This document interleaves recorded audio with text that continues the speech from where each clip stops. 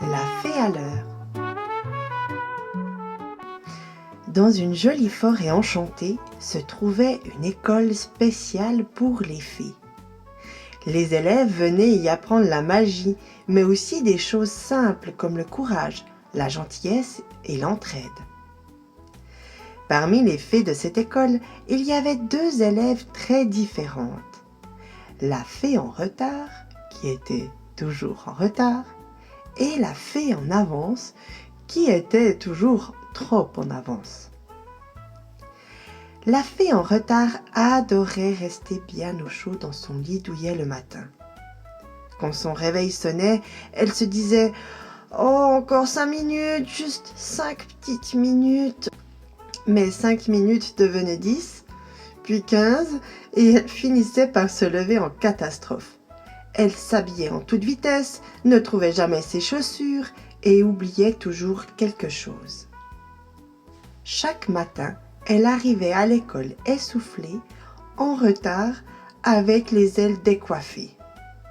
Elle oubliait tout le temps des affaires et les autres fées la regardaient et se moquaient souvent.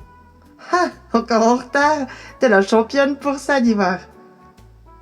Cela rendait la fée en retard très triste. Elle perdait chaque matin un peu de confiance en elle. Elle se demandait dans son cœur « Pourquoi je n'arrive jamais à être à l'heure comme tout le monde ?» De son côté, la fée en avance était tout le contraire. Elle se levait toujours avant son réveil et elle vérifiait 10 fois qu'elle avait tout. J'ai bien mes livres de sortilège, mes bottes, mon goûter, tout est prêt. Oh, il faut vite que je regarde mon agenda encore une fois, voir si on a piscine. Elle arrivait toujours bien avant les autres à l'école, avant même que la porte ne soit ouverte. Et à ce moment, elle doutait à nouveau. Ai-je bien l'école aujourd'hui? Est-ce qu'il y avait une activité particulière? Et elle cogitait ainsi jusqu'à ce que ses camarades de classe arrivent. Au moins, je suis à l'heure, moi, se rassurait-elle. Mais dans son cœur, elle se sentait fatiguée et nerveuse. Ses pensées tournaient en boucle dans sa tête et chaque jour, elle essayait encore plus fort d'éviter ces catastrophes imaginaires. Au fond, elle se sentait très seule, comme si elle devait prouver à chaque fois sa valeur et ne commettre jamais d'erreur. Un jour, une nouvelle élève arriva. Elle rayonnait de calme et de joie. Elle avait les ailes lumineuses et un sourire apaisé. La fée en retard et la fée en avance étaient curieuses. Qui était-elle et comment faisait-elle pour arriver toujours pile à l'heure, ni trop tôt, ni trop tard? Alors elles prirent leur courage à 2 mains et lui demandèrent. La fée à l'heure, car c'était elle, leur répondit avec un clin d'œil. C'est simple, j'ai une amie spéciale, elle s'appelle Joie. Elle m'aide à faire les choses au bon moment avec le sourire. Vous aimeriez que je vous la présente? Oh, les 2 fées hochèrent la tête avec enthousiasme. En premier, la fée à l'heure alla voir la fée en retard. « Regarde, dit-elle, le soir, avant d'aller te coucher, tu peux préparer tranquillement tes affaires. Puis le matin, tu fais une chose après l'autre, avec le sourire. Comme ça, tu n'auras plus besoin de tout faire à la dernière minute. Tu peux chanter une chanson pendant que tu te prépares, ou imaginer que tes chaussures te parlent quand tu les enfiles. » La fée en retard décida d'essayer. Ce soir-là, elle se coucha en ayant préparé ses habits et ses affaires. Elle eut quand même pas mal de peine à s'endormir. Le lendemain matin, lorsque le moment de se lever arriva, elle n'avait aucune envie de quitter la douce chaleur de son lit. Alors, pour se donner du courage, elle commença à fredonner dans sa tête une mélodie qu'elle aimait beaucoup.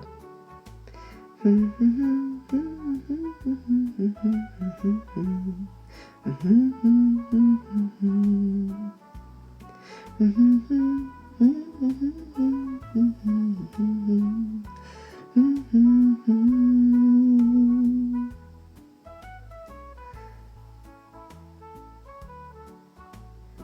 doux rythme la fit sourire et elle se leva facilement. Elle continua à se préparer tout en chantant. Et à sa grande surprise, elle fut prête à l'heure. Il lui resta même un peu de temps pour décorer ses ailes avec des paillettes. Le jour d'après, la fée en avance accueillit la fée à l'heure. Après une longue discussion, la fée à l'heure lui expliqua avec douceur. « Tu sais, tu n'as pas besoin de tout contrôler pour te sentir en sécurité. Ce besoin de tout prévoir vient de ton envie de bien faire et de ne pas décevoir les autres. Mais parfois, vouloir tout contrôler t'empêche de profiter du moment présent et te fatigue. Tu peux peut-être utiliser des astuces pour te préparer le matin.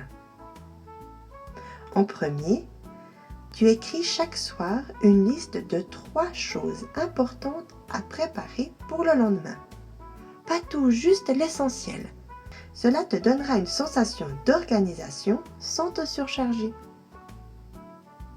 Tu peux également chaque matin prendre une grande inspiration et imaginer une bulle lumineuse autour de toi.